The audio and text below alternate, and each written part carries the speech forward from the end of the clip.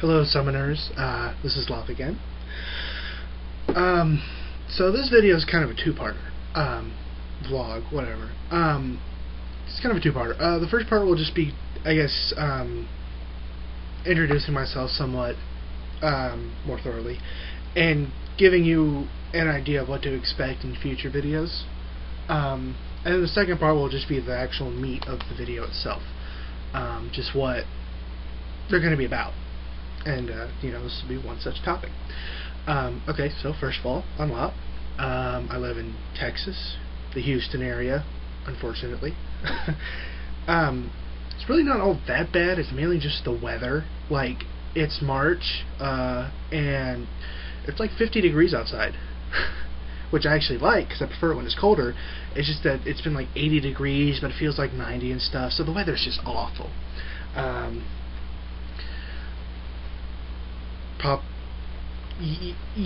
Yeah, like I said in the last video, from some comments that I may have made about certain blonde range AD carries.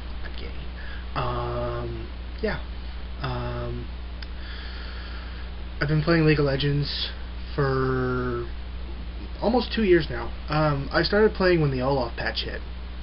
I remember him being just completely unstoppable. Him and Shaco were ridiculous.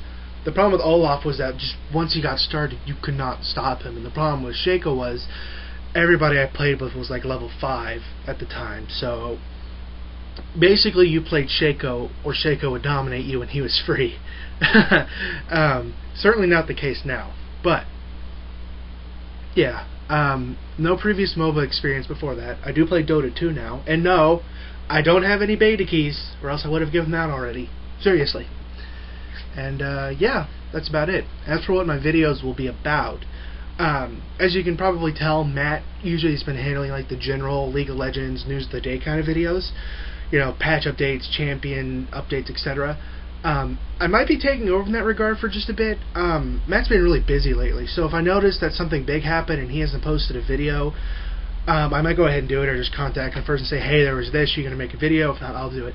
My videos are going to be a little bit more community-centric, where basically I will present a topic, offer my point of view on that topic or question, and then give it to you guys. And you can respond. You can hit me up on Twitter at SmClub. You can do a video response, or you can just reply in the video comments. You are on Facebook. We have a Facebook, we have a Tumblr, all that good stuff. And I would, outside of the video responses, which anybody could just look at, I might just point out the ones that are really good. I would then, pick the ones I like the best and read them aloud on the next vlog. And then the one after that, I would then offer a new topic question, offer my point of view, then to you.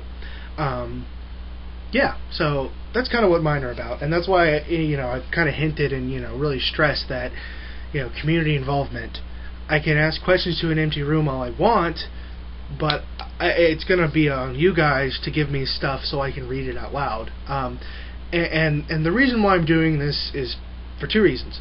One, because Matt's already doing the general stuff, and if I just did that, you guys would probably be bored, I mean, who wants to watch the both of us talk about, the same thing? You know what I mean? And we're looking at working something like that out at some point, but for now, and two, it really encompasses the spirit of SmiteClub and Reddit. The idea that, it's community driven. You don't have to be famous to be, to have yourself exposed, you know what I mean? So yeah, anyway, so this vlog's question / topic will be, if you were to design a champion, what would that champion be like? And I actually have 3, so there's no limit here. If you have like 12 champions you've designed that are really awesome, go for it. And this isn't just skills and things. I mean, if you have some cool artwork or you have some lore, share it. Seriously, I love reading original character lore. Like, lore is one of my favorite things in the game. And I might be doing videos about that in the future. Anyway, I designed 3 champions. And they're all Final Fantasy VI characters. It's my favorite Final Fantasy. And uncoincidentally, it's the first one I played. And all the characters do have a very strong Final Fantasy VI flair, you know, like it's like, oh, if you were to see that, it's like, oh, that's that character. But they can very easily be adapted into original characters. And the first character I designed was Kefka. Ooh. And his passive is the Warring Triad. Basically, all of his abilities put these passive orbs on enemies, and they can stack up to 2 times. And what those orbs do is different effects, based upon black magic, which does damage, white magic, which heals or buffs, and gray magic, which generally debuffs, but is mostly useless in the game.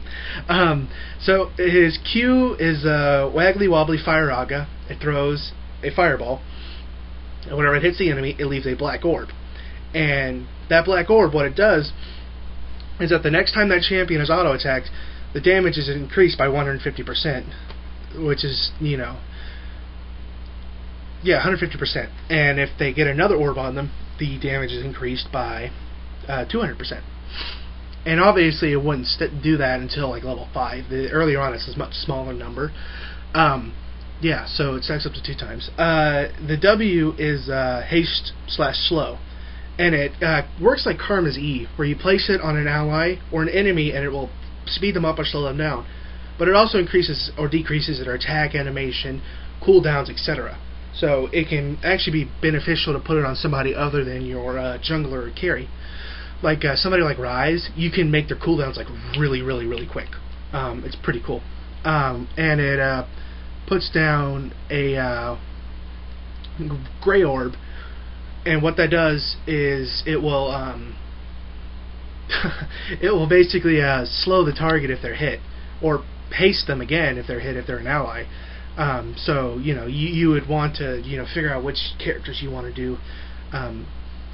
It kind of acts like an extra spell, and his E is a cure. And it's basically just a little heal spell. And obviously what it does is whenever it's placed on an ally, whenever they're hit, they get health back. I don't know what spell to replace it with, because obviously you don't like straight up cure, but I thought it'd be another damaging spell, and it would just do like a little bit of spell vamp, auto attack, light steal kind of thing if it was put on an enemy. You know what I mean? It would like heal Kefka's allies or something. And then his ultimate is Light of Judgment, where he takes on the angel form, and his orbs can stack up to 3 times, his cooldowns are greatly reduced, etc.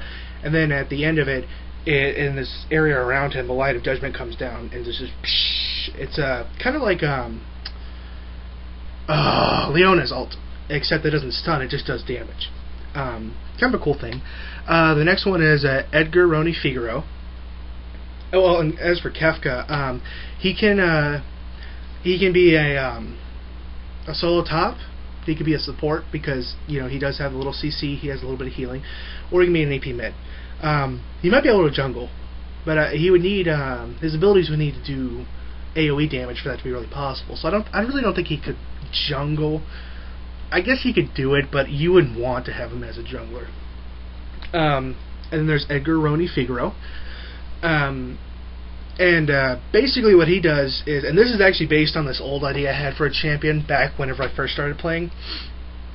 And he's very, he's kind of like Invoker, just not quite as complicated. Like he doesn't have the ult Invoker has. And if you don't know what I'm talking about, there's this hero in Dota and Dota 2 called the Invoker, and his QWE are like these orbs, not like Kefka's orbs. They're different orbs because they change his auto attack and his stats. And there's Quas, Vex, and Was, I think, something like that. And each one gives him strength, agility, or intelligence, and he can stack them. And he has an ultimate, and he can change out his spells depending on how many orbs he has active at any given time, which gives him like this huge pool of spells. And he's kind of cool. Just more, and actually,